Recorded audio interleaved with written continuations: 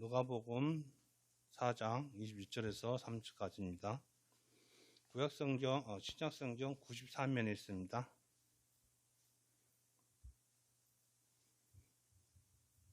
제가 봉독하겠습니다. 이에 예수께서 그들에게 말씀하시되 이 글이 오늘 너희 귀에 응하였느니라 하시니 그들이 다 그를 증언하고 그 입으로 나오는 바 은혜로운 말을 놀랍게 여겨 이르되 이 사람이 요셉의 아들이 아니냐. 예수께서 그들에게 이르시되 너희가 반드시 의사야 너희 자신을 고치라 하는 속담을 인용하여 내게 말하기를 우리가 들은 바 가버나움에서 행한 일을 내 고향에서 여기서도 행하라 하리라. 또 이르시되 내가 진실로 너에게 이르노니 선지자가 고향에서는 환영을 받는 자가 없느니라. 내가 참으로 너에게 이르노니 엘리야 시대에 하늘이 3년 6개월간 닫혀 온 땅에 큰 흉년이 들었을 때 이스라엘에 많은 가부가 있었을 때 엘리야가 그중 한 사람에게도 보내심을 받지 않고 오직 시돈 땅에 있는 사렙다의 한 가부에게 뿐이었으며 또 선지자 엘리사 때에 이스라엘에 많은 나병자가 있었을 때 그 중에 한 사람도 깨끗함을 얻지 못하고 오직 수리아 사람 나만뿐이었느니라. 해당에 있는 자들이 이것을 듣고 다 크게 화가 나서 일어나 동네 밖으로 쫓아내어 그 동네가 건설된 산 낭떠러지까지 끌고 가서 밀쳐 떨어뜨리고자 하되 예수께서 그들 가운데로 지나가 가시니라. 아멘. 오늘은 익숙하지만 낯선 제목으로 은혜를 나눌까 합니다. 1960년 어느 날 부산에 살던 한 사람이 자신이 오랜 친구인 친구를 송별하러 한국에 나갔습니다. 그런데 그날은 주일이라서 독실한 신자인 그는 얼른 배에 태우고 돌아와서 가까운 예배당, 그때는 예배당이죠. 예배당에 가서 주일 성수를 하려고 마음을 먹었습니다. 그래서 그때는 한국까지 가는데 택시를 기다리고 있는데 택시가 없는 거예요. 한참 기다리고 나서 택시를 타고 갔는데 시간이 주일 성수 가기가 영 빠득한 시간이 걸렸습니다. 그래서 그 선교사 가져가고 그 항구에서 예배를 드렸습니다. 여기까지 들었을 때 여러분들은 이 이야기가 인물의 행동에 잘못이 있다는 것을 생각이 드십니까? 그리스도인으로서는 이왕 주일에 제대로 예배를 드리라는 게 바람직하겠지만은 이날 예기치 않은 일로 그러지 못했습니다. 이 문제의 이분은 그 당시 고려신학교, 지금은 고신대학교죠.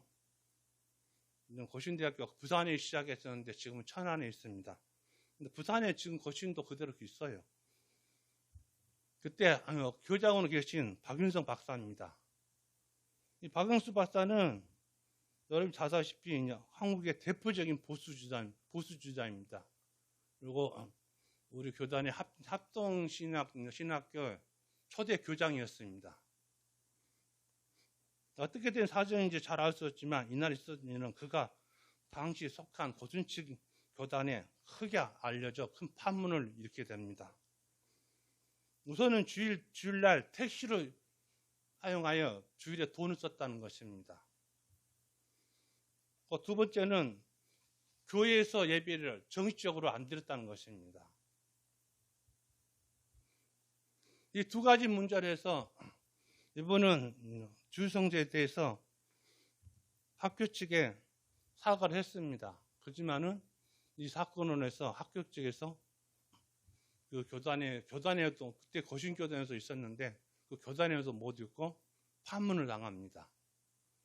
이게 한국 기독사에서 교회사에서 스너프 사건이라 해요. 나온 선교사 그 이름이 스너프거든요.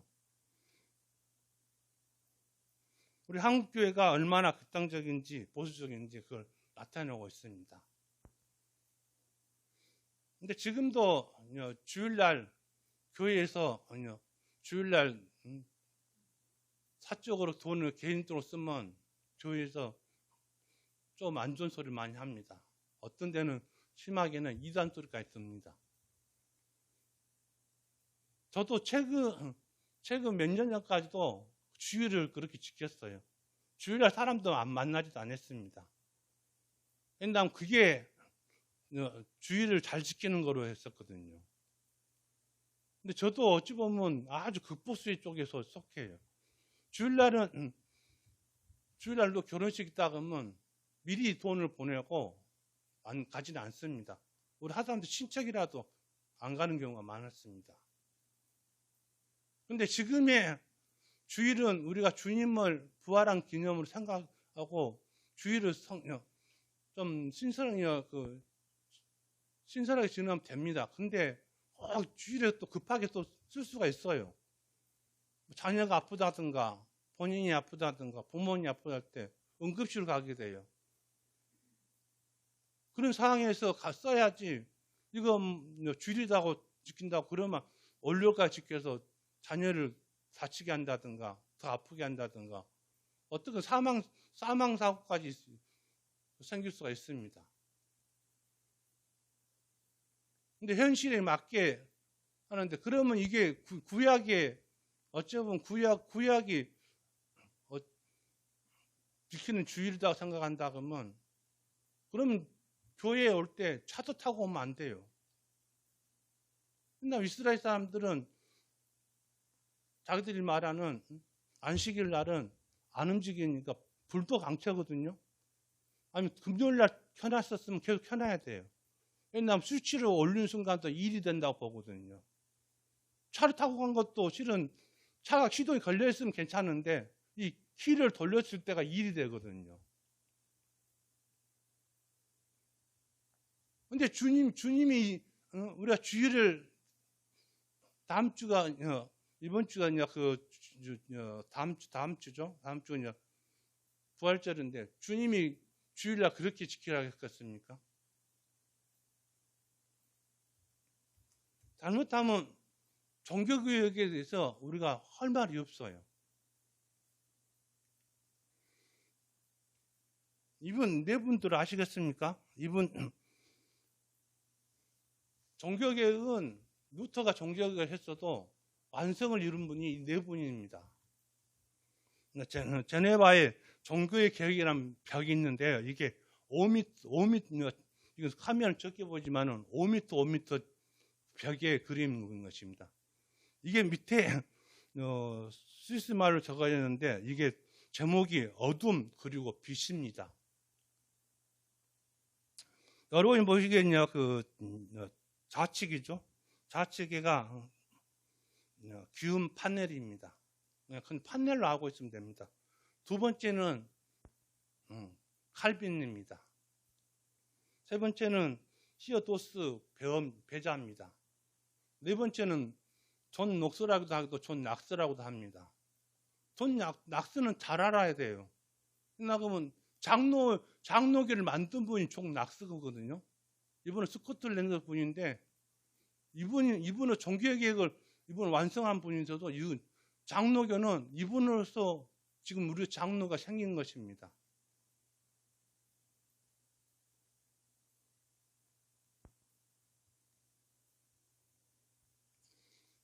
근데 우리는 이런 부분에도 잘 몰라요.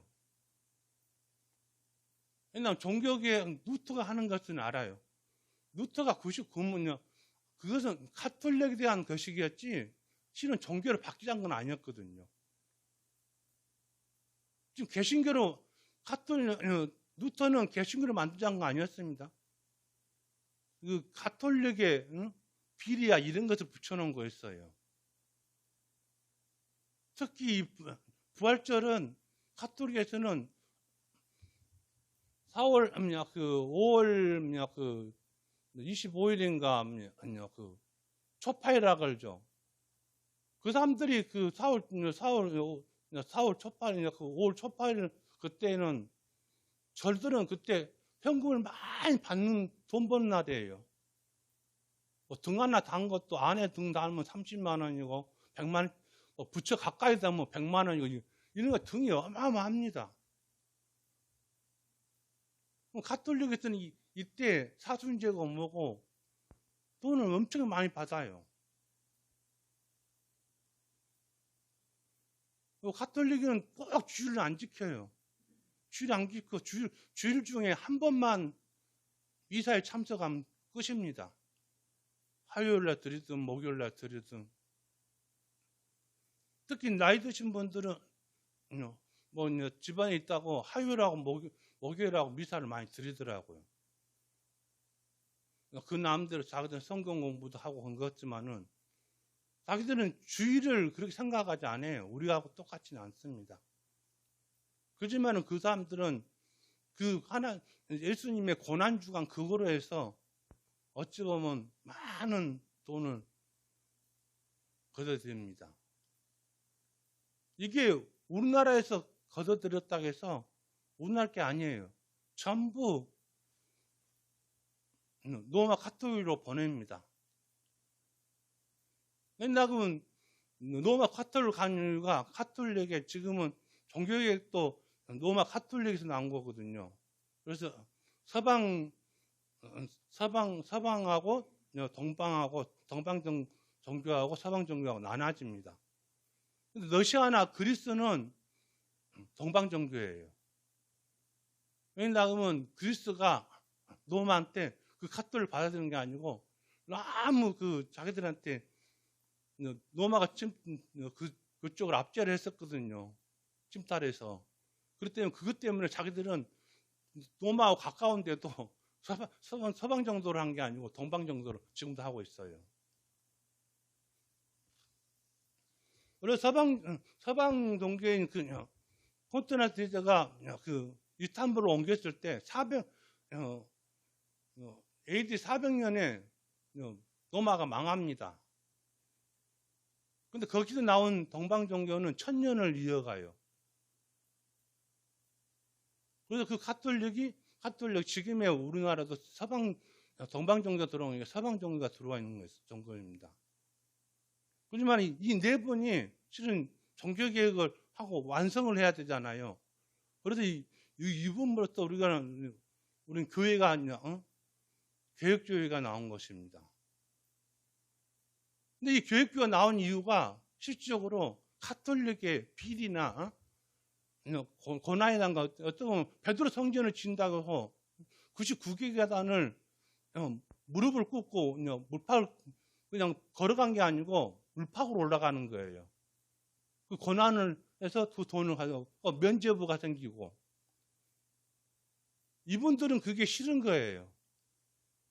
예수님이 1세기 때 우리를 죄를 위해서 돌아가셨을 때 그런 거에서 죄를 한 게 아니지 않습니까? 그 다음에 우리는 우상에서 섬기지 말라고 한 거예요.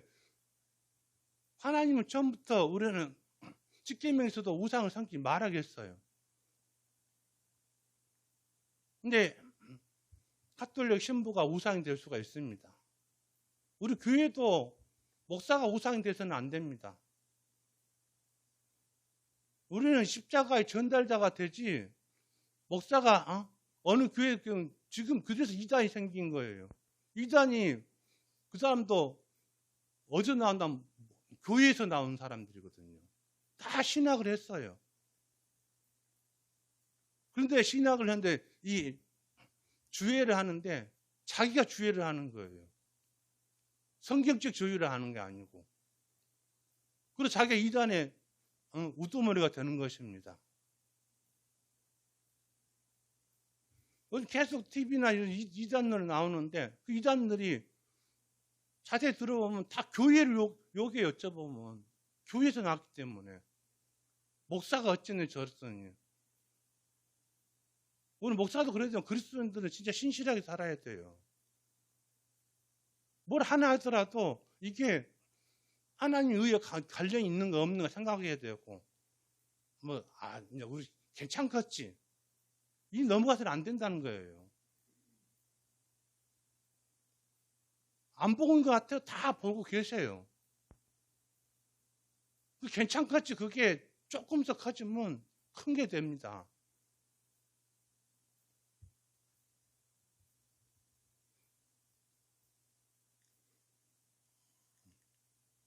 오늘 본문은 누가복음의 4장 16절부터 이어지는 커다란 단락에서 속해 있습니다. 흥미로운 점은 비슷한 사건이 마태복음과 마가복음의 비교적 가운데 13장과 16장이 각각 기록된 것에 비해 누가복음은 공생에 시작한 것으로 시작합니다. 이 본문에 기록된 장면이 누가복음의 저자 누가와 그의 공동체에 있어 예수님의 공적 생애의 시작을 알리며 그 성격을 규정하는 데 매우 의미심장한 사건이었습니다. 성아 이 그림을 찾았는데 진짜 이게 본문에 맞더라고요. 예수님이 지금 배척당한 거거든요. 예수님께서 나사렛 사람들이 그토록 거친 분노의 마지막 까닭은 과연 무엇이었을까요? 그것은 예수님의 사람들 앞에 공개적으로 드러난 모습이 그들에게 이미 익숙한 예수에 대한 경험과 지식과 달리 불평적으로 몹시 낯설었기 때문입니다. 여기 나오면 그 동네는 대부분 아버지 요셉의 식구 친척들이고 다 그런 사람은 대대로 살아왔던 사람들이에요. 근데 아버지 요셉은 우리 성경에 나와있어요. 목수로 평생 일을 했어요.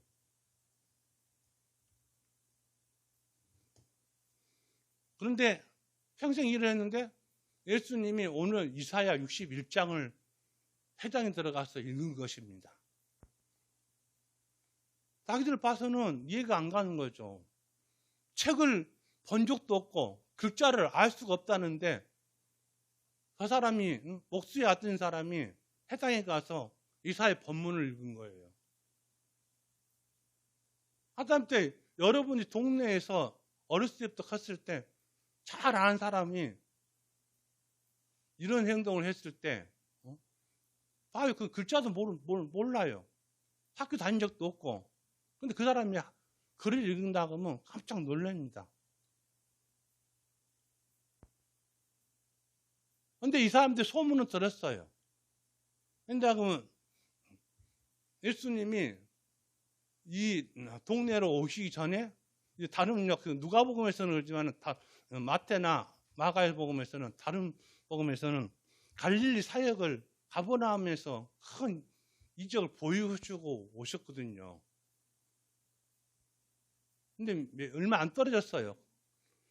그래서 이야기를 들었거든요. 저기 목사 아들이 별볼일 없는 놈이 어떻게 글을 읽고 성경 옛날에 두루마기로 되어 있으니까 해당 안에 두루마기가 있으니까요. 어떻게 읽냐 이거죠. 오늘 4장 20절에서 이에 예수께서 그들에게 말씀하시되 이 글이 오늘 너희에게 응하였느니라 하시니 그들이 다 그를 증언하고 그 입으로 나오는 바 언어는 말을 놀랍게 여겨 이르되 이 사람이 요셉의 아들이니 아니냐 한 것입니다. 이 글이 오늘 너희에 응하였느니라는 말은 너희 믿음대로 될지어다는 뜻이란 것입니다. 근데 그 말을 했을 때 이 사람들은 도대체 너가 뭔데 목수 아들뿐이 안 되는데 너가 그게 하나님 아들인 것처럼 말을 하냐 이거예요. 그러니까 동네에서 난리 난 거죠. 그래서 요셉의 아들이라는 말을 합니다. 이게 이사야 61장에 있는 부분이고요. 이건 가톨릭에서 따온 건데요. 가톨릭에서는 요셉이 3월 15일 날 죽었다고 큰 행사합니다. 근데 우리 거시기 성경에는 안 나와요. 그렇지만 요셉이 가톨릭에서는 37에 죽었다고 나와 있습니다. 다윗의 28세손이고 27에 죽고, 그러니까 예수님은 17살 때예요. 17살 때니까 아시다시피 요셉은 20살 때하고 마리아는 12살이나 13살쯤 됐겠죠. 이때 결혼한 것입니다. 근데 요셉이 37살 때 어찌 보면 젊은 나이죠. 37에 죽었다면. 근데 죽었을 때 그냥 죽었습니까? 야고보, 요셉, 시몬, 유다, 그리고 여동생 2명이 성경에 나옵니다. 6명의 동생들을 놓고 37에 죽었습니다. 어쩌면 37에 죽으면 아주 단명한 것이죠. 그러니까 그 사람들은 잘 알아요. 옛날 그러면 이 사람들은 나사렛에서 낳기 때문에 자기들이 알았지만은 예수님은 결혼하기 전에 혼전 임신했다 이거죠. 마리아가. 요셉의 아들을 하지만은 요셉의 아들인지 아닌지는 정확하게 그 지금 안 나온다는 거죠. 그런 부분에서 이사 본문을 읽었을 때 이 사람들은 완전히 그 안에는 해당을 가셨는가 모르겠어요. 12살 때만 예루살렘 갔을 때 나오고 안 나오니까. 근데 이 본문을 보면 해당을 통 안 가신 것 같아요. 근데 갑자기 해당에 이제 예수님이 공생 시작하려고 할 때 해당에 가서 읽으니까 이 난리가 난 것입니다. 이것은 예수님이 목수일을 하시는 장면이 성화 그림이 있어서 따온 것입니다. 이때는 예수님 17살 안 됐겠죠. 그래서 요셉이 살아있는 거 보니까. 근데 그들은 낯설고 불편한 진리였습니다. 구원은 오직 아브라함의 혈연적 후손인 유대인만들이 독점한 것이 그들에게는 너무나 익숙한 교리였기 때문에 예수님께서는 더더욱 이해 못할 복음을 주저없이 거듭 외치셨던 것입니다. 그러자 해당에 모인 사람들이 경나의 예수님을 낭떠러로 축대를 만든 것 같아요.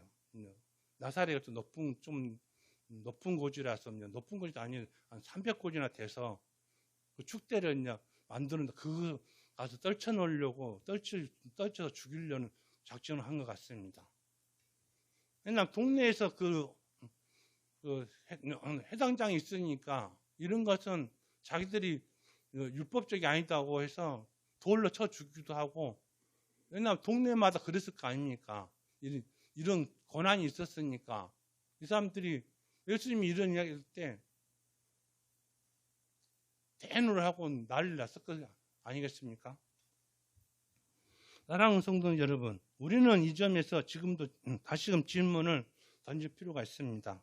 이와 같은 사건이 어떤 이유에 일어났을까요? 이 본문 속의 나사렛 사람들은 함께 나고 자라고 같은 고향 사람 예수님을 환영받지 못하고 도리어 그의 목숨을 노리는 것을 버렸을까요? 그것은 그들이 자신에게서 익숙한 신앙에서 갇힌 채 예수님의 낯선 복음과 삶을 받아들이지 못했기 때문입니다. 우리도 그렇습니다. 우리도 친인척한테 복음 전할 때 최고 어려운 점이 우리 과거를 알고 있거든요. 과거에 신앙 다녔다 해도 이렇게 오랫동안 다닌 것을 믿지 않거든요. 너는 우리 어쩜 치부를 아는 거죠. 주님께서는 지금 이 순간에도 우리에게 낯선 얼굴로 다가오십니다. 그리고 그 하나님의 드높는 복음 아래서 우리의 일상을 이어가기를 당부하십니다. 하지만 그렇게 복음과 하나님 나라를 이루어가는 삶을 살아가는 것은 곧 불편한 진리로 말미암아 분노한 사람들과 마주하고 곤란과 위험을 택할 수가 있습니다. 우리는 많은 것을 택해요. 하지만 그렇다고 해도 두려워하지 마십시오. 그들의 그들 사이에 해치고 우습게 당신의 길을 걸어가신 주님께서 우리의 삶을 몸소 열어주시기 때문입니다. 그 주님과 더불어 자마다에 주어진 낯선 복음의 여정을 힘차게 걸어가는 오늘 모두가 되기를 소망합니다. 그리고 마무리는 정리하겠습니다. 28절에서 30절까지 읽고 정리하겠습니다. 세상에 있는 자들이 이것을 듣고 다 크게 화가 나서 일어나 동네 밖으로 쫓아내어 그 동네가 건설된 상낭떠러지로 끌고 가서 밀쳐 떨어지고 하되 예수께서 그들 가운데로 지나서 가신지라. 아멘. 기도드리겠습니다. 하나님 은혜에 감사드립니다. 때때로 주님의 모습이 너무나 낯설게 느껴집니다. 그 낯섦에 불쾌하고 심지어 화가 날 때도 있습니다. 그러나 주님, 우리의 작은 지식과 경험을 뛰어넘는 만유의 하나님께서는 결코 우리에게 익숙해질 수 없는 분이심을 말씀 통해 고백합니다. 그 모든 새로움이 기꺼이 안기는 믿음을 허락하여 주시옵소서.